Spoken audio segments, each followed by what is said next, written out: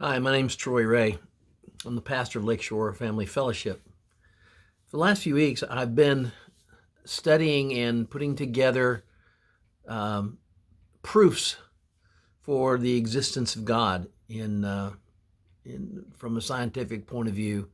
Of course, you might say, "Well, there are no such proofs," and I'd say, I really beg to differ. There really are. But as I was going along in that process, I also looked at demographic information about people's beliefs.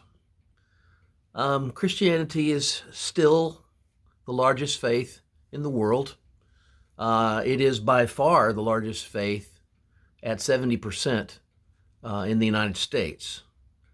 What really surprised me was of the other categories, other faiths like Islam, Buddhism, Judaism, Hinduism, made up only about 6% of the U.S. population.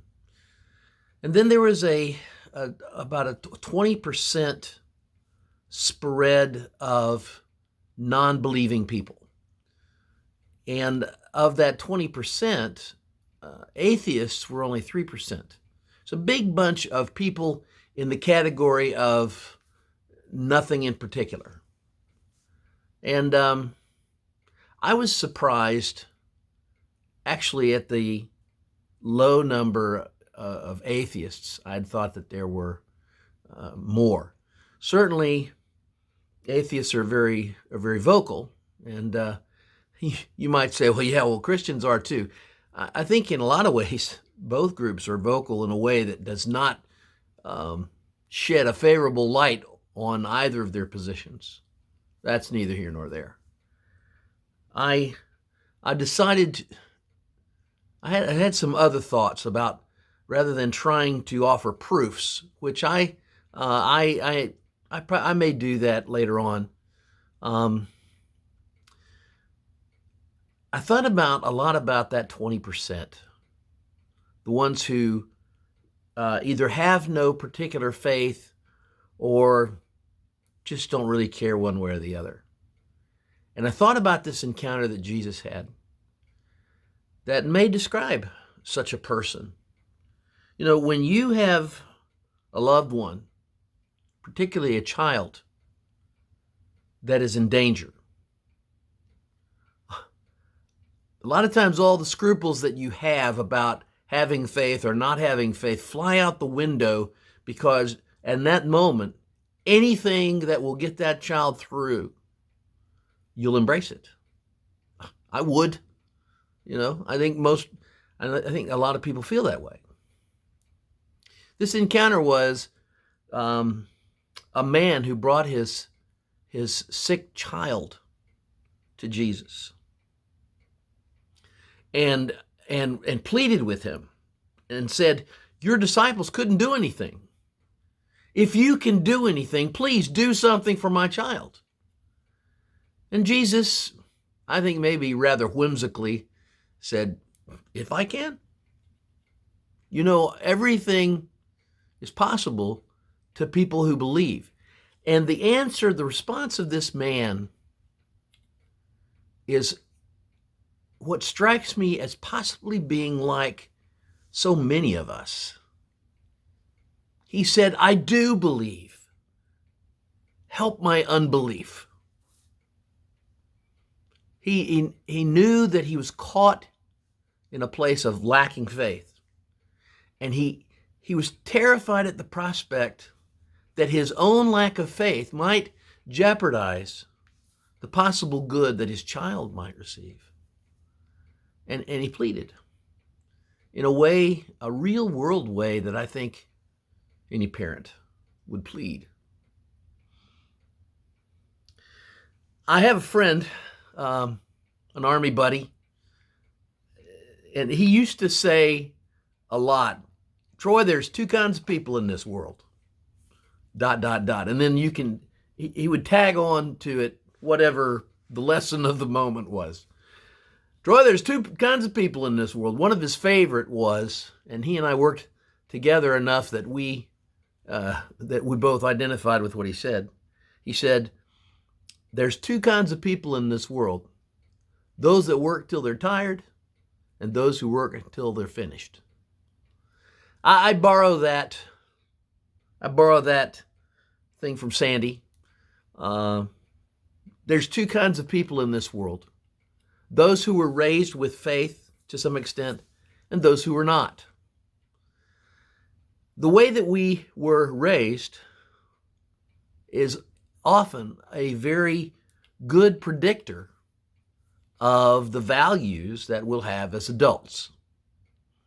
If we were, when I studied different famous atheists, I was not surprised to find that many of them were raised by atheists.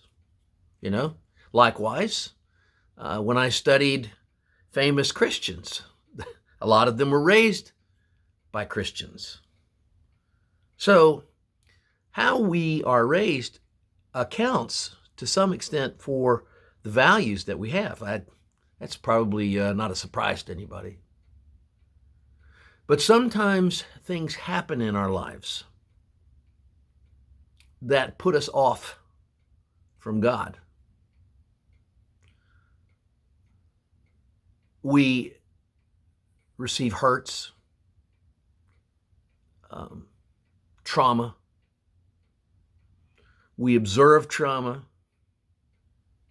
horrible human events, and oftentimes at a time in our life when we're so impressionable. Sometimes in ways that were so unexpected as to be undermining to what faith that we may have. And we come to one of those why God moments. Now, I've had them myself. I guess like anyone else, I've had events in my life that were traumatizing. Why God? And as a person and as a pastor, I've spoken to many people who have faced those why God moments. I've learned an important lesson about that. That is, there are never enough answers for the question why. And even good answers don't take away the pain. It seems to be a part of the human journey. What we do with it is very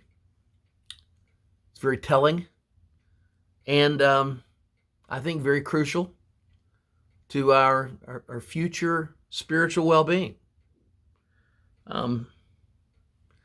So if you can't get an answer to the question why, what do you do? Well, that takes me back to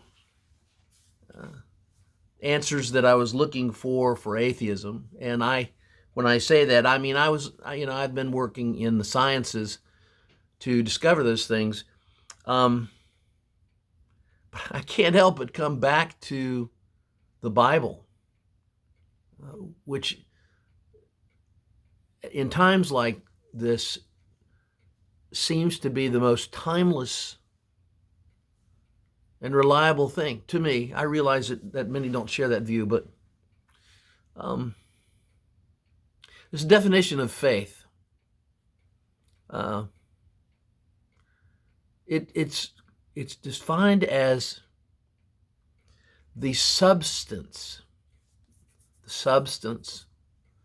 of things hoped for and the evidence of things not seen. Now that's a very apt definition for human beings to be given. Because it's not a perfect thing at all. It's a definition that allows for a lot of imperfection, which we experience. So, considering that we all suffer in life and often have those why God moments. Maybe if we've been in a, let me say, maybe if you have been stuck in a rut of asking God why.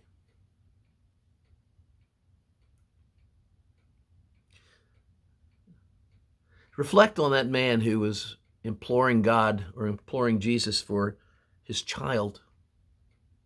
Can you identify with him?